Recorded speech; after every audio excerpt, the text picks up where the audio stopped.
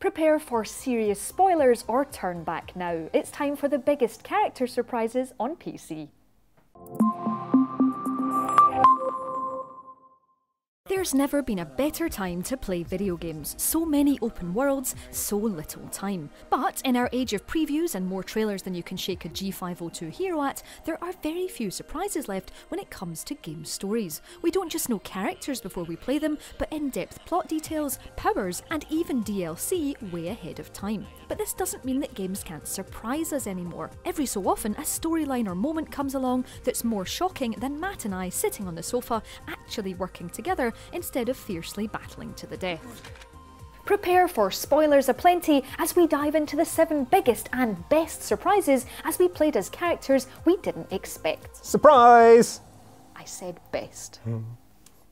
Let's start small. Literally. She might not be a new character, but in Shadow of the Tomb Raider, we get to experience the world from the eyes of a young Lara Croft. Diving back into her past, a surprise playable flashback sequence shows us Croft Manor in all its sunny glory, and a Lara who it seems was never averse to risking life and limb as she clambers around on the roof. This is the first time in the rebooted series that we deviate from the blood-stained murderous path, and it's a nice break from picking off goons one by one and not feeling remotely guilty about it. We won't spoil any more here, but as well as a complex chess puzzle, there's a big reveal from Lara's past, meaning this isn't just any old excuse to show a young version of the adventurer. Or if it is, it's a good one. Lara joins the admittedly very small Hall of Fame of video game characters who we've actually seen as children. Other than in The Sims, where there's always a little less murder, except when I'm playing, the world of games just isn't a safe place to grow up. The Walking Dead's Clementine can definitely attest to that. And unless you're Alma and haunting the grown-ups with guns, there's just not much fun in being under 10 and trying to survive the end of the world. Our fearless adventurer has reached the summit. Cast your mind back to 2012, if you will. What were you doing in 2012?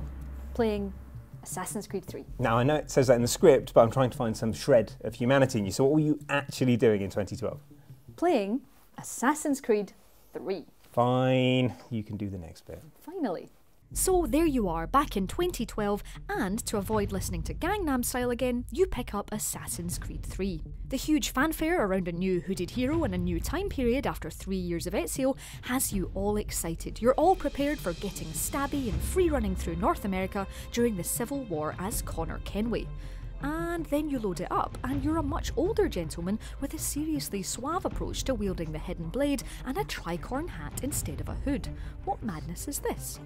Fine, you can talk now. Thank you so much. One of my personal video game heroes, stabbing tendencies aside, surly Brit Haytham Kenway is the father of Connor. Incredibly, you don't actually get to play as his son for the first 6 or so hours. In fact, you actually have to play as a spirit eagle before you even think about playing as someone who's going to run through the trees and murder people with a rope dart. The even bigger surprise here is that not only do you play as Haytham for a big chunk of the start of the game, it turns out that you've been on the dark side the whole time. Sure, you've been stabbing people with the hidden blade like a good assassin, but it turns out that Haytham is actually a member of the nefarious Templars, and you've been on the wrong side. Time for a Templar tantrum. Louise, you really should be ashamed of yourself. Get out. I'm not used to sharing in here. No, this entry isn't about playing as Officer Owens of the Gotham Police Department at the start of Batman Arkham Knight. As diligent and surprising as he is, the biggest shock reveal of Arkham Knight is playing as none other than the Joker.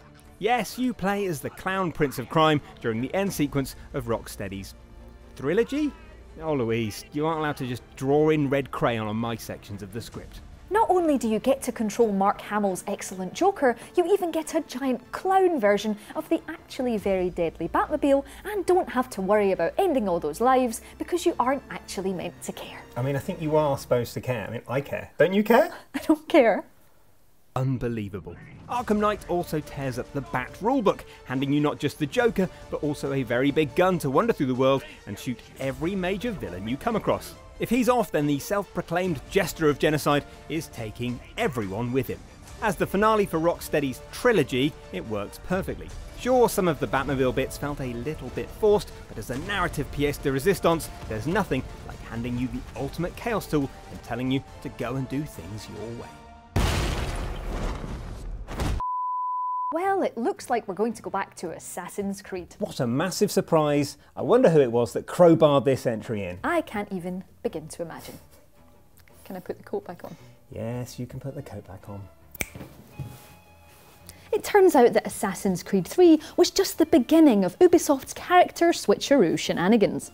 In 2015's Assassin's Creed Syndicate, you spend your days running around the rooftops of Victorian London as twin gang leaders Jacob and Evie Frye. That is, until you find what looks like a glitch in the map. In the previous year's Unity, this meant diving into a different time period as Arno, but head here in Syndicate and you'll fall into World War I London with brand new assassin Lydia Frye. Not only can you climb Tower Bridge, but there's warplanes to shoot out of the sky and propaganda posters everywhere. This now means that the Assassin's Creed series has managed to span from 431 BCE to 1916 in just 11 years. That's a whole lot of hoods and stabbing, potentially too much, wouldn't you agree? Louise? Louise? Louise, you get down from there this instant. Don't you dare. Don't you dare. Every time. Our next entry isn't just a chance to play as one of the most iconic characters in Call of Duty, it's also the best mission in a modern warfare game. We are, of course, talking about controlling Captain Price in all Ghillied up. Most modern warfare games are notable for juddering set pieces and constant escalation, because who needs subtlety when you can go to space or blow up the Eiffel Tower? But All Ghillied Up demonstrates how good the series can be when it dials things back and cranks up the tension. It's also a great opportunity to learn the story behind a man like Captain Price and see him before he became the cigar-chomping, world-saving icon of modern warfare. Well, I say see, he's dressed as an actual shrubbery, but you get the point. Obviously you do get to play as Price in later Modern Warfare games, but nothing compares to that first throwback to his formative years.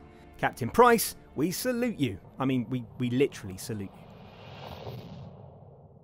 It's difficult to imagine a twist this big in a modern AAA game. After years of build-up, previews, and even a demo in which you controlled Snake, Metal Gear Solid 2 shocked everyone by making you play most of the game as Raiden rather than the grizzled hero of the hugely successful first game. It was, and perhaps remains, the best kept secret in the history of the industry, and a classic bit of Hideo Kojima deception.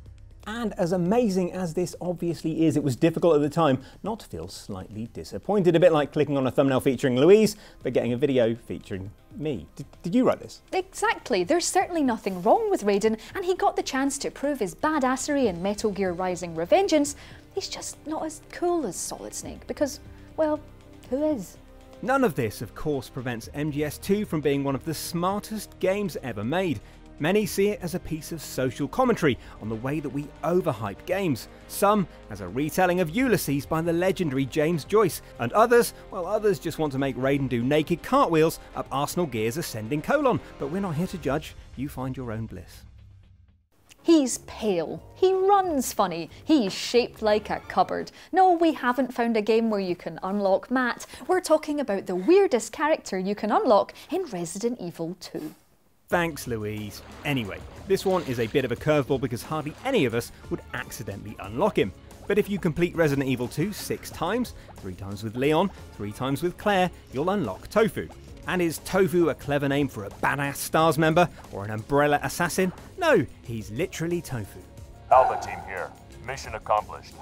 Roger. We'll rendezvous at the meeting point. Tofu is armed with only a knife and, well, some herbs, but on the plus side he can take more damage than other characters, and he's delicious when deep fried and drenched in soy sauce. You just like anything that's deep fried and drenched in soy sauce, don't you? I'll batter you. Alright, crikey.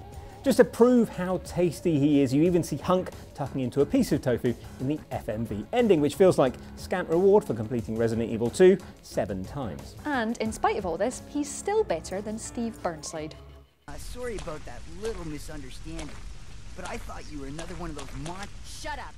So that's it, the 7 biggest and best surprises when we played as characters we didn't expect. Please let us know if you missed your favourite playable surprise in the comments below, and drop us a like if you enjoyed the idea of Tofu armed with a knife.